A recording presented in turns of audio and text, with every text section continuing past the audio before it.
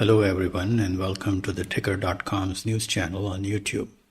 On this channel, we review stock markets and discuss financial news, market trends, and economic data from Wall Street to Global Street. So let's dive in. We will begin our review of global economy with key releases in the US, Europe, China, and Japan. Stocks on Wall Street extended their gains for the 8th week in a row after the alternative measure of inflation eased more than expected in November. Moreover, the U.S. GDP growth was revised slightly lower, raising hopes that the Federal Reserve may begin to lower rates as early as March next year. Eurozone inflation dropped to nearly a 30-month low in November, reflecting a weaker inflation in energy, food, and services. In economic news in Europe, UK GDP shrank in the third quarter, raising the prospect of technical recession, and the EU passenger car registration jumped in November. China held its loan prime rate as expected, and Japan's inflation eased to a 16-month low in November.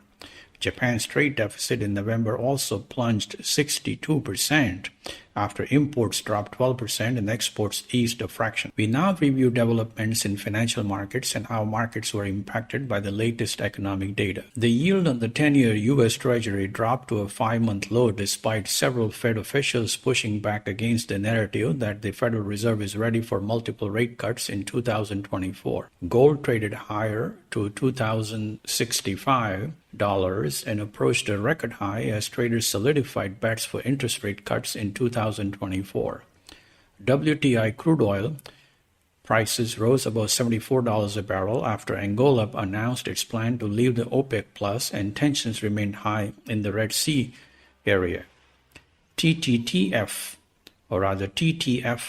natural gas prices in Europe rebounded 4% during the week and increased about 34 euros per megawatt hour and halted a 9-week decline after the Israel-Hamas conflict flared up again and raised the prospect of disrupting LNG supplies through the routes in the Red Sea.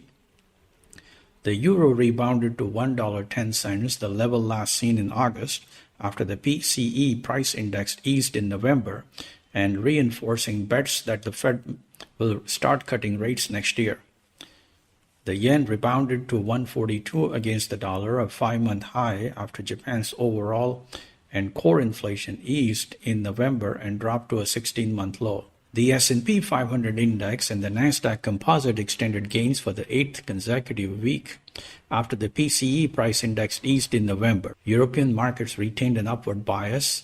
The benchmark indices in France advanced for the 6th week in a row, and the index in Germany gained in 5 of the last 6 weeks in the hopes of a rate cut by the European Central Bank in March. The Nikkei 225 average rose for the 3rd week in a row after the inflation eased to a 16-month low in November, and the latest policy meeting minutes showed members supported the continuation of ultra-loose monetary policy. China market indices extended losses for the 5th week in a row after Beijing released a draft guidelines to curb excessive gaming and spending.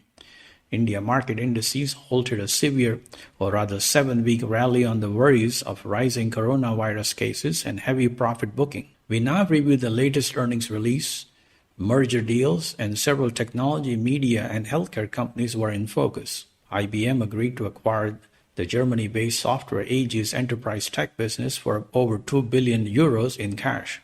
U.S. Steel's accepted $55 per share or $14.9 billion offer from Japan-based Nippon Steel in cash.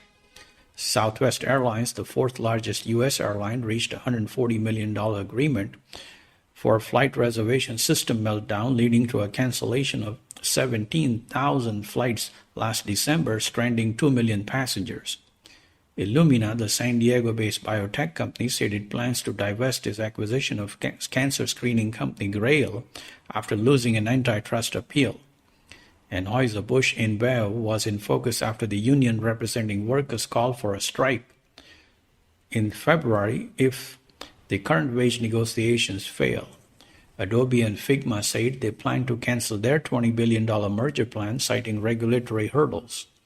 FedEx dropped 12% after the parcel delivery company reported mixed quarterly results and an estimated annual revenue outlook that fell short of investors' expectations. Toro Company jumped 10% after the lawnmower market maker reported better than expected quarterly results.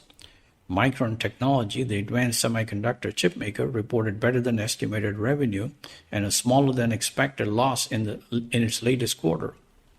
CarMax, the used car retailer, reported better than expected quarterly results and said higher prices and elevated interest rates continue to make vehicle affordability challenging.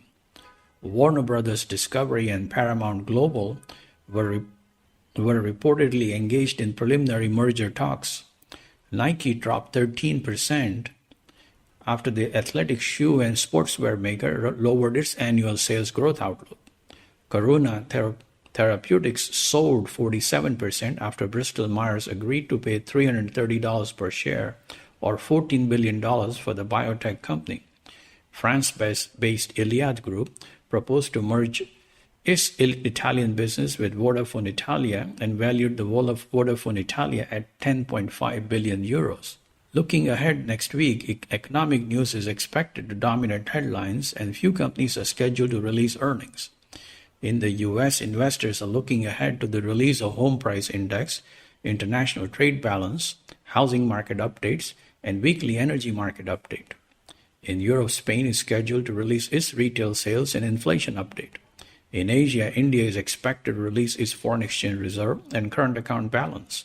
Japan is scheduled to update its retail sales, jobless rate, and industrial production data.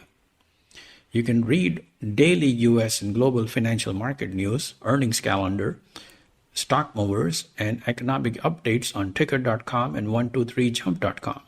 You can also get the latest financial books on redara.com and keep up with financial industry events on eventsinamerica.com. That is all for today, and we will see